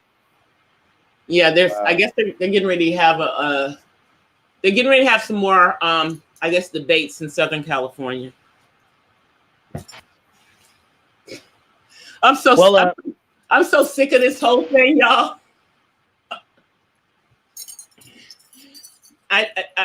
I'm having a problem with the candidates. I really am. Which ones? All of them, or one all of particular? Them. All of them. Well, I'm neither Democrat or Republican, but I will say that the Democrats are very. The Democratic candidates are problematic right now. That's to say the least. So that's where I am. No. It's like I am going to vote. I just at this particular point, and then the other thing is you realize that that California has the earliest primary. We put ourselves at the beginning of the list. I think the California primary is either right before the Iowa or right after Iowa. We're like one of the first primaries now instead of the last. Well, who do you think is going to be a Democratic nominee? Lord, I don't even know. I mean, because Joe Biden is still in front, but he's not in front by that much. So I don't know. You know, and then people are also looking, you know, they're looking at that Buttigieg, Pete Buttigieg. They're looking at that one who's out of Indiana. I'm not really checking for him because he's the one who wants to take away the 503c status from churches if they don't want to marry same-sex couples.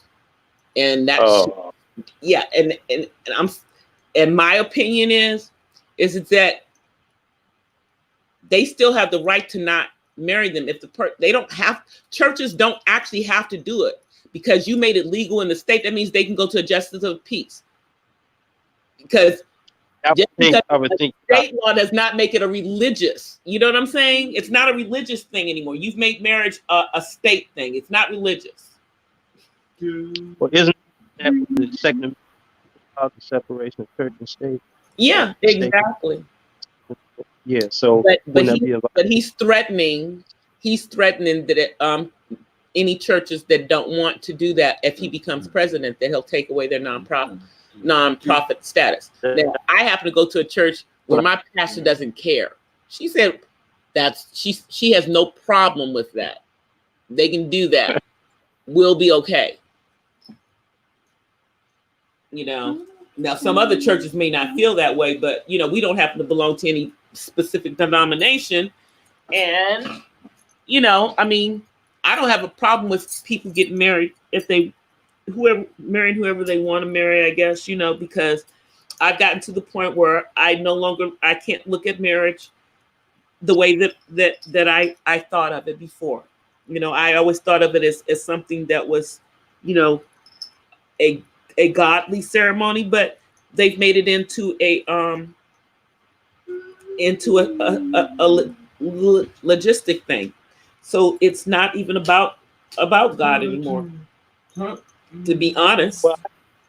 I mean, I'm not saying that it's not about that for myself. What I'm saying is that they've made it that way. I think the pretext, though, to erode their taxes. Yeah, so it's to erode it. I know. I think that's just a plausible pretext to actually take it away, you know, eventually. Yeah. My opinion. Yeah. You know, we'll have to see further down the road. Married, you better hurry up and get married. Might not be able to get married one day. Yeah. I'm just saying. That's under attack. Well, marriage is under attack. I mean, you know, my personal opinion is that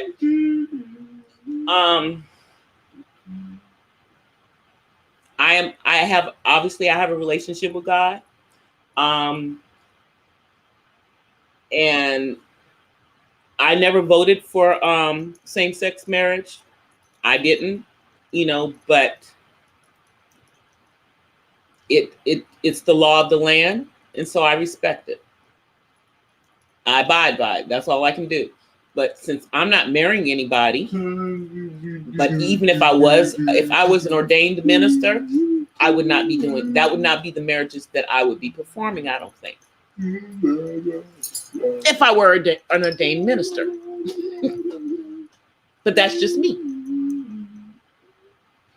So has any has any clergy group in the Black church come out and had any you know, see, that's the thing. We don't, in the Black churches, man, the Black church won't even really doesn't even like to deal with the homosexuality in the Black church. So if they're not even dealing with that, and they don't even want to talk about it in the church, and how, you know, then getting to the point of dealing with marriages, most of them don't. Now, my pastor, she wouldn't. I'm not saying she would ever marry anybody that was, you know, that was gay, but she would not put someone out of the church if they were gay, which is what happens to a lot of people. We used to As they're in black church. yeah, black churches, you know, I mean, Yeah. but again, you know, in some of those black churches, not mine, but in some of those black churches, you know, they typically, you know, a lot of the men who be in the choirs, you know, but like I said, not in my church, but in some of those churches, you're absolutely right. A lot of churches, choir directors too. Yeah. Because when I was in the Catholic church, our choir director was. And I was like, okay then. Okay then. So you know how the Catholic church feels about it on the outside. Absolutely. But you know, I that's my issue with him is it's just simply I don't think anybody should force their values on anybody else any more than someone in church to force their values on someone who doesn't go to church, and vice versa. You know.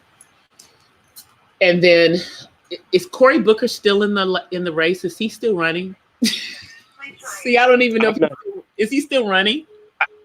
I haven't looked at it that close. I think he's still running because I think he's still running because I think we would have heard if he dropped out because we all heard when Kamala dropped out. And you know, although I'm not, you know, popping champagne bottles over her dropping out of the race, I'm not upset about it either.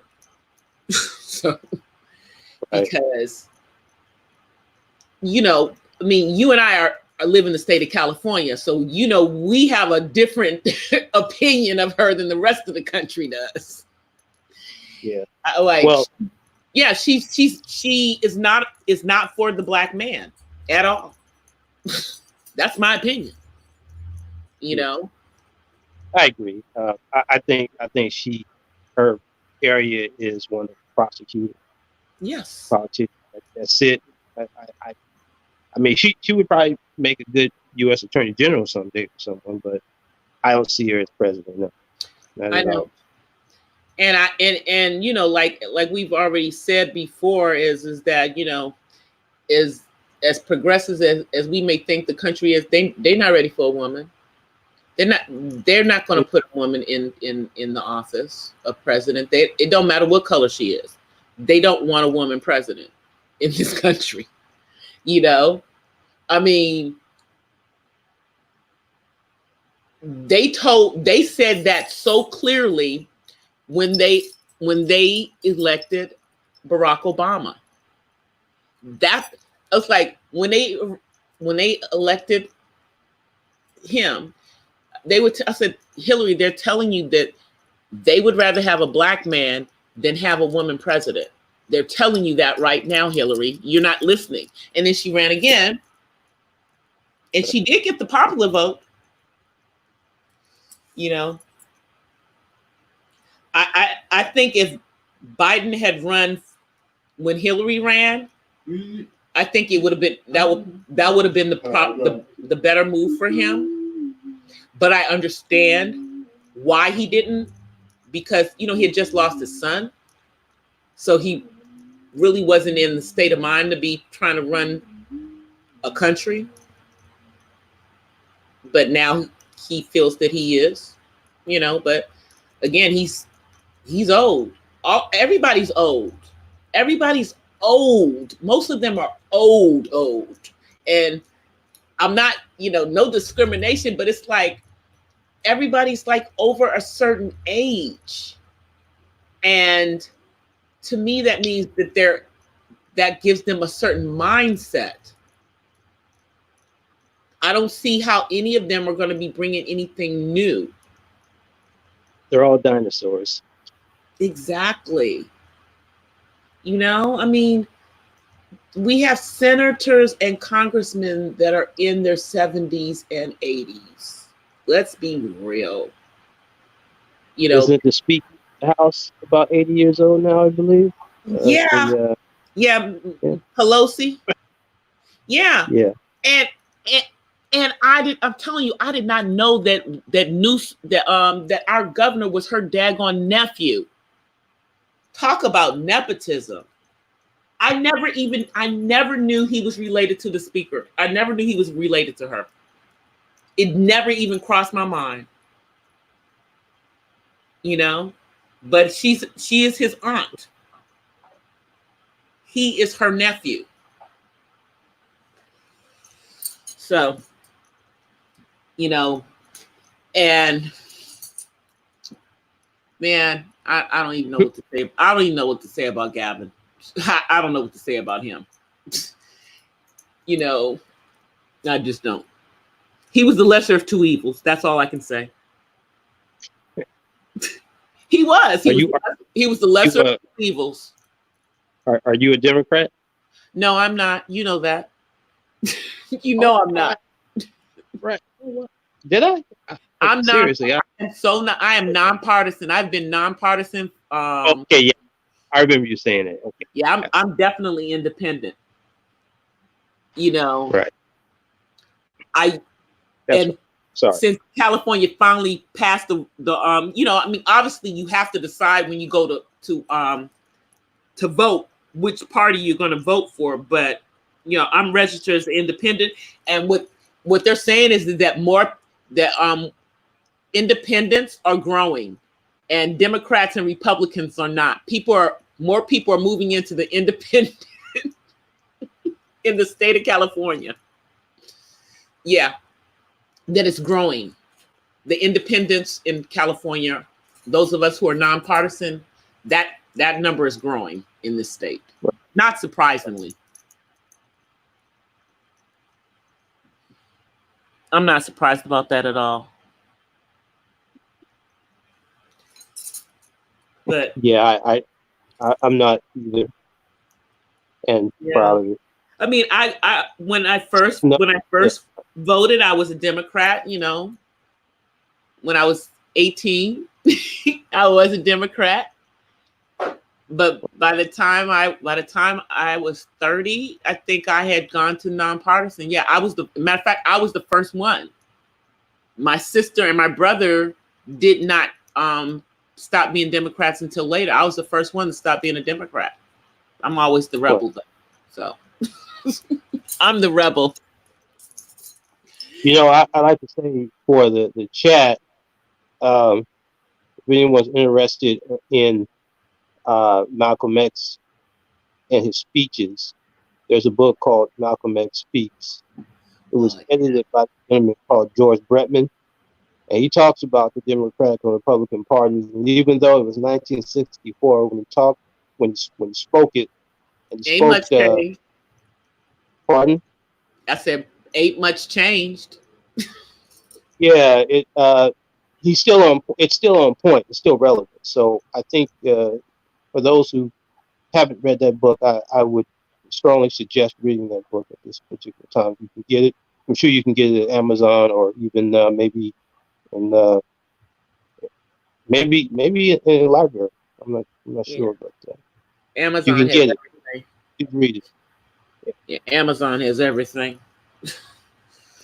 Yeah. They even have. You were even able to find books that are out of print on Amazon. I don't even know how that happens. They find books that are out of print because there's a book that I read when I was a teenager. It's a really scary book, but it's on Amazon because it's out of print. Yeah. But it's on Amazon. I can find it on Amazon for like a few bucks too.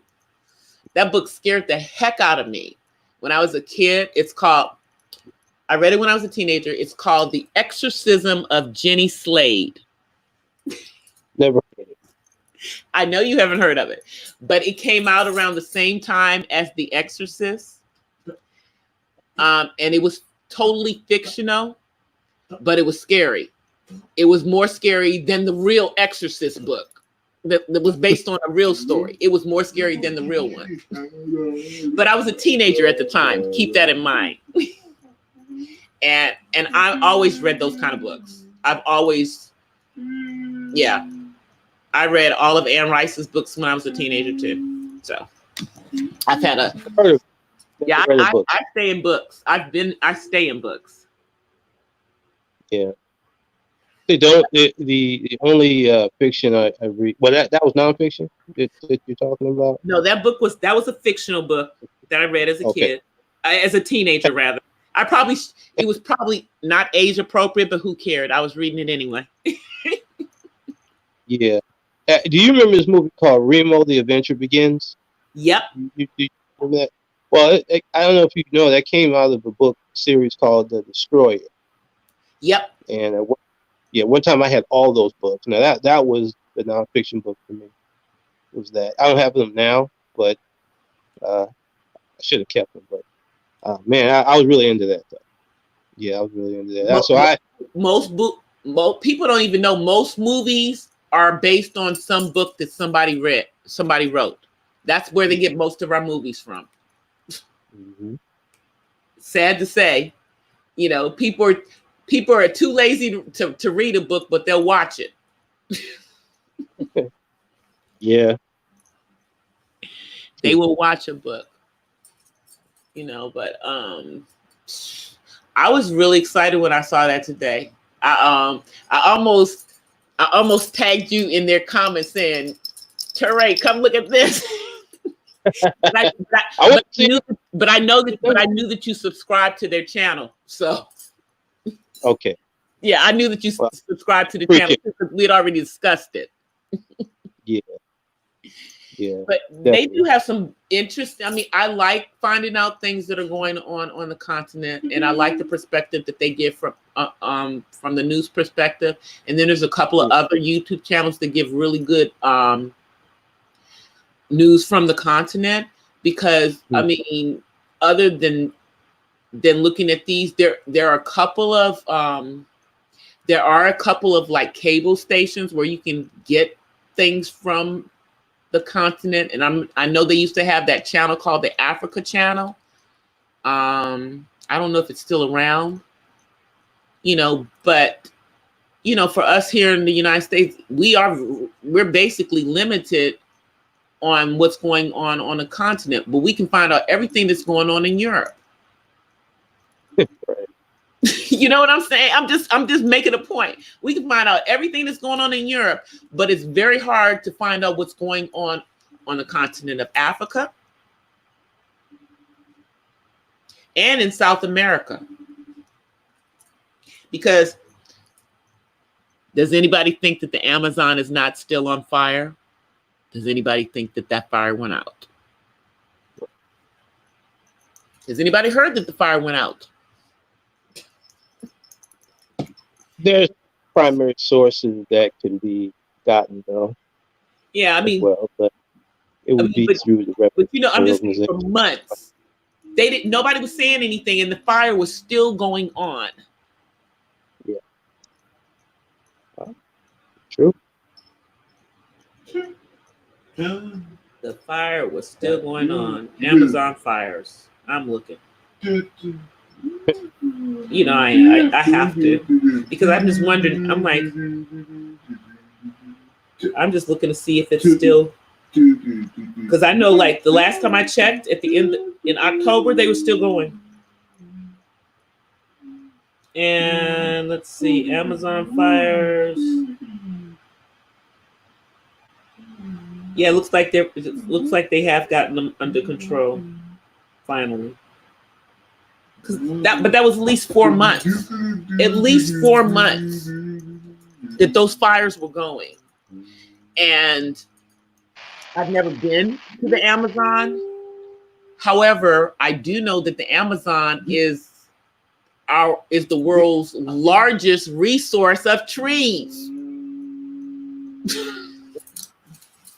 It's the largest resource of trees. And I personally think somebody started those fires. I think it was purposely done. That's my thinking. Is that somebody purposely did that to destroy part of the Amazon. Wouldn't doubt it. I wouldn't get it. Mm-hmm. Oh, but on another note, as I've been floating around the YouTube streets, it appears that finally people are starting to come to their senses. Oh, really? I Yeah. haven't been following it. You, To be honest. I popped through after they've had, because here's where I am. I support content creators, but when you're doing rants, I don't have time for the rants. I'll wait till you get back to your content and then I'll come through. But I've been kind of following some of it because, they've been trying to pull people who I actually do associate with and support on the platform into that stuff, but now it appears that everyone is going to get back to the business of making content and stop the beef, so everybody's channel is not a beef channel, it doesn't make any sense. Had a discussion on it. I just kind of I heard parts of various discussions over the last couple of days because I'm not going to sit there and listen to a 5-hour live. I can't do it. I don't have that kind of time. Unless it's my own 5-hour live, of which I've only done one. I'm not. Yeah. I don't have that kind of time. But they've been putting up videos and they've had a few things because it's a couple of fractions that are basically trying to split up all of Black YouTube down the middle, except for those of us who aren't involved in it and aren't trying to do anything. Who is this fool? Yeah. Give me a second. Troll? Yeah, let me get this out of here. Let me get them out of here. Yep, they're out. And Matt got them too. Thank you, Matt. I'm like, what is this person doing? Thank you, Matt.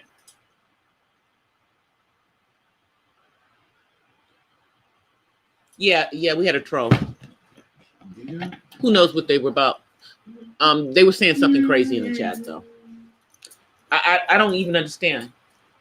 Trolls, what did I tell y'all? Stop it.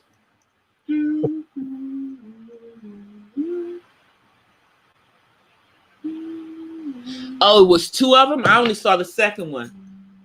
Oh, that's because Matt was whacking them. Yep.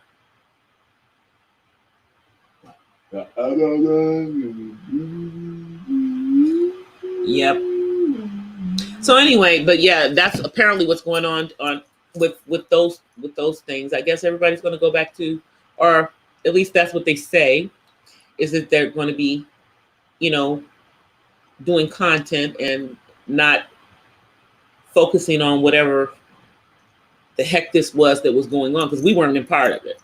But it's whatever's been going on for the last year that we weren't a part of. You know what I'm saying, Terry? Yeah, that's a wise decision for them. That's like it's been going on. I mean, and the thing is that when I started creating content, it was, some of the stuff was rolling, it was winding down, and then over the last couple of months, it came to a head, I guess, again, and they started trying to pull people back into stuff. 2 days ago, I had trolls trying to get me and Reigning Woman into a beef. Okay, they were trying to get me and her in a beef. Yeah. So, and she's not in neither one of us are involved in all of that other stuff, but yet and still she's got somebody who's been trolling her. So they came into my chat as her, but I figured out it wasn't her.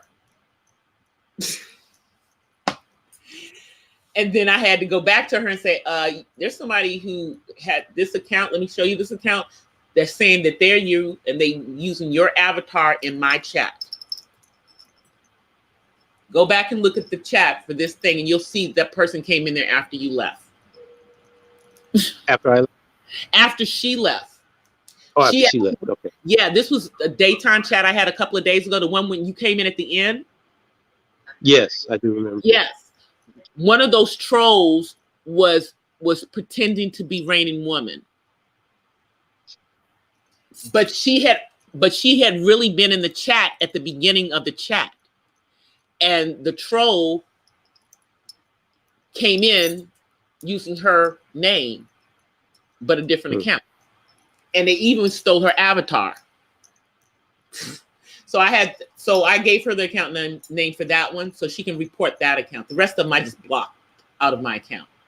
You tried to start a feud between you and Raining Woman. Huh? Yeah, they tried to start a feud between me and Raining Woman. They were calling me a man. Mind you, I was on camera. So I don't know how you're gonna call me a man and I'm actually on camera. And because of the trolls, everybody got to see that I have a bomb body. Ain't nothing looking like a man over here.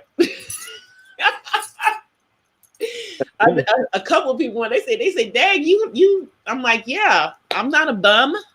You know, I don't have a problem with camming up, but you know, I did that during the day, but I'm gonna have to be careful when I go into Streamlabs again, because when Streamlabs, if I'm in Streamlabs on my phone, I'm gonna have to have something else where I can actually see the chat in either the mobile app, you know, on my my iPad when I'm doing that, because I can't zap people out of the chat from Streamlabs. I can only do it from actually being in you know, YouTube, just like tonight.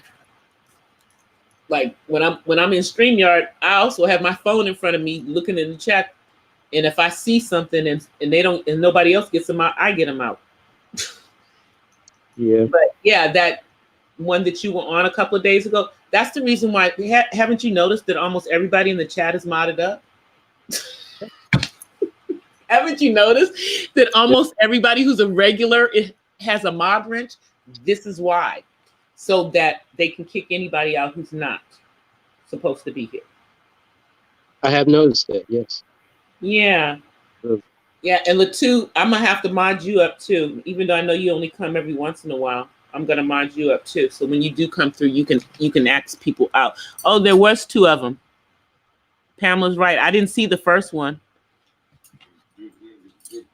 Another troll? Oh, yeah, there was a couple of trolls. One of them tried to retract their messages, but they still got deleted. And then they came in as somebody else, and then they got deleted. Yeah, let me do you. Let me do you. I'm gonna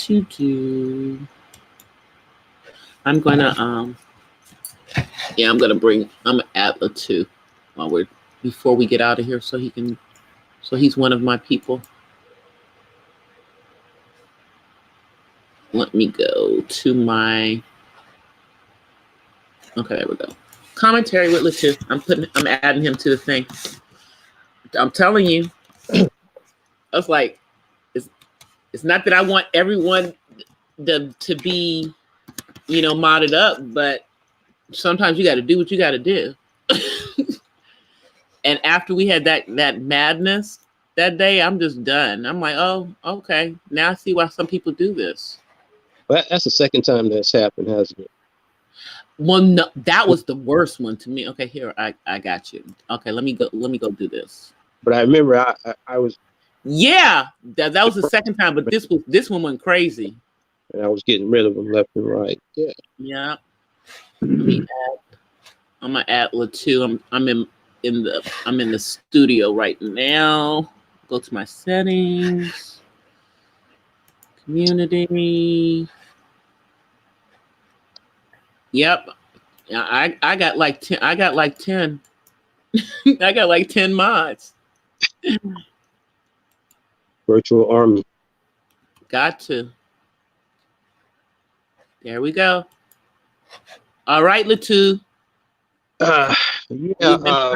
You've been added to the family, Latu.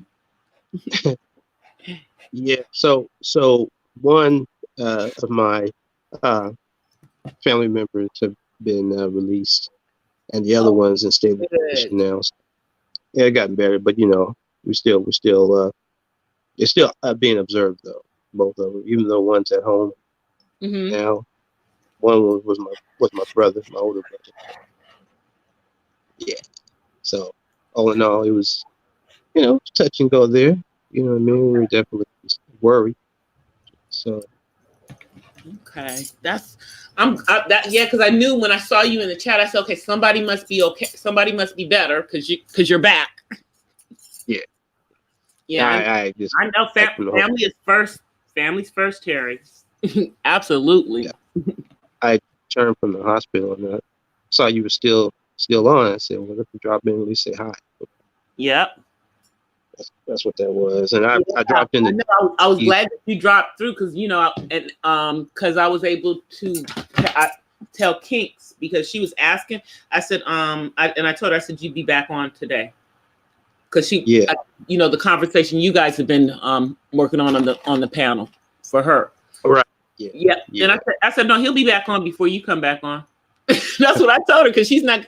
I think she'll be back on tomorrow. Oh, okay. Yeah, I think she said she'll be back on tomorrow.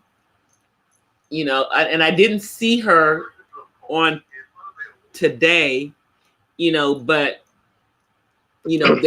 they've been mentioning her name in some of that crazy mess too, unfortunately. But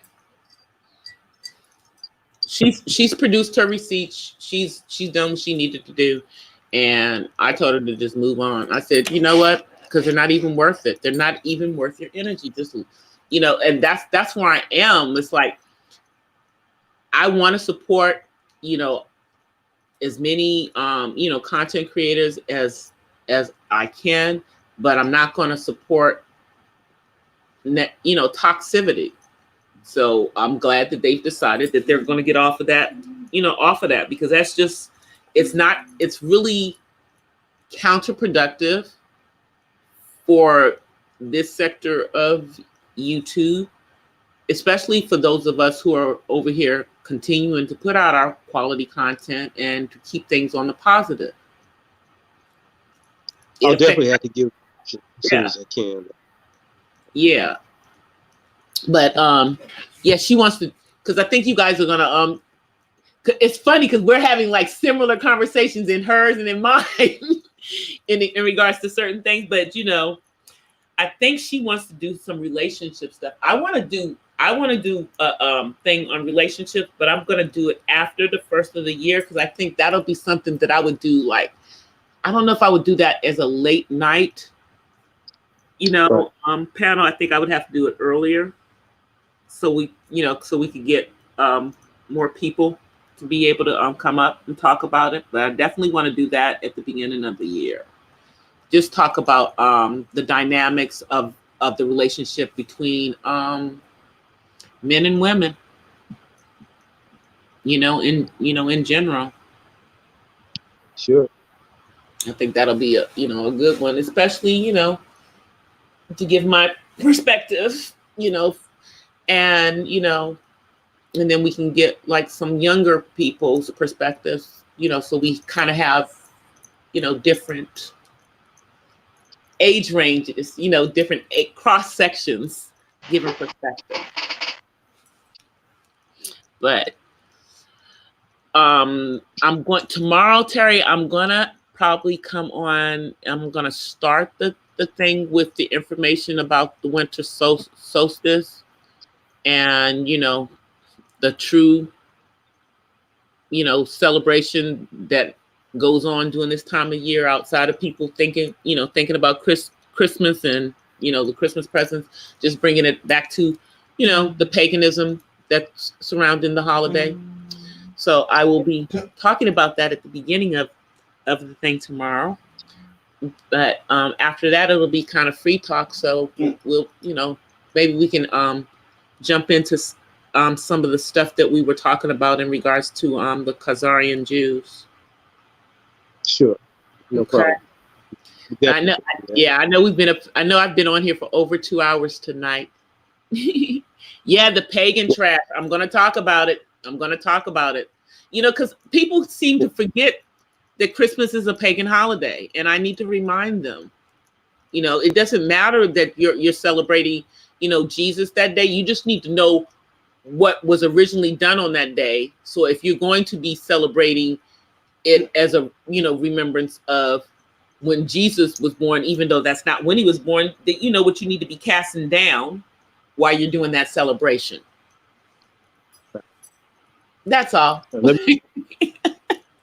You know, same thing with Thanksgiving. I mean, it just is what it is. I'm not going to down people because we all, you know, you got to eat, you know, and it's a day off, so enjoy it. But also know the history of the day. You don't want to be ignorant. Some people may want to be, you know, but I choose not to be. I choose to be woke. I find it to be a better way to live my life. Ignorance is not bliss. Ignorance is not bliss. So, but thank you so much for coming up tonight, Terry. I'm going to do some more research because I'm going to see if I can find more in regards to what's going on over in with those 14 countries. And I'm going to take a look at I think I already looked at the Africa Must Unite one, though. Yeah, I think I specifically talked about that. Yeah, but I'm going to go take a look at that at that gentleman's channel, because I just want to see more in regards to what's going on right now. I know, like I said, I know that Nigeria's, you know, president is a problem. I don't know how many other ones are going to be a problem in that. And I just want to see who else they're trying to get besides the 14 that they've gotten, because they must know that they need more countries. Yeah. Well, just keep in mind. They must know. All of them. Just keep in mind that all of them are puppet stooges, and that's what I'm saying. The entire setup is neo-colonial. So there's just a lot of impediments to what they want to do. Those who want to come in a closer cooperation and harmony with the other nations. So, and then also I wanted to say real quick, I know you're gonna go. I'll be covering from 1950, you know, the 10 years. 1950. That's what I want. So, yep. You know, in terms of Palestinian, I figured that's going to be really, really kind of critical before we talk about anything that's going on now, because now doesn't really matter if we don't understand what happened back then.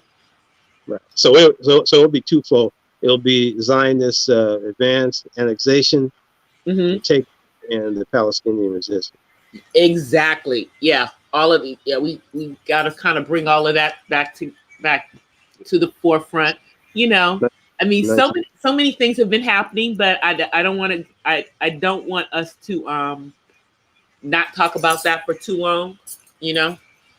Oh yeah, no problem. Well, it's a lot. And I know it's pissing off certain people that are floating around on YouTube. I don't really care. Oh really? Because I'm just trying. Because here's the thing: we're not saying anything that's not true. Right. We're not making anything up. We're not preaching hate. We're just preaching knowledge. That's a difference. You know, it's a difference. We're not going with their program, though. They don't like that. So you know, but the thing is that every time I talk about it, I find out how many people. I'm like, I mean, you mean all these people actually know? So many people know. Okay. So many people know, you know. But thank you for coming up tonight. My son is ready for me to finish my my live. All right, sis, I thank you for allowing me to come up. It's always an honor. I'll see you tomorrow. Yeah, and tomorrow, my son won't be here. Okay. He'll be gone for the weekend. All right. Yeah, so it'll be different. It'll be a little different. I may start a little early. It depends, because I have to take him to go to his dad's house. So when I get back from that, I'll start the program.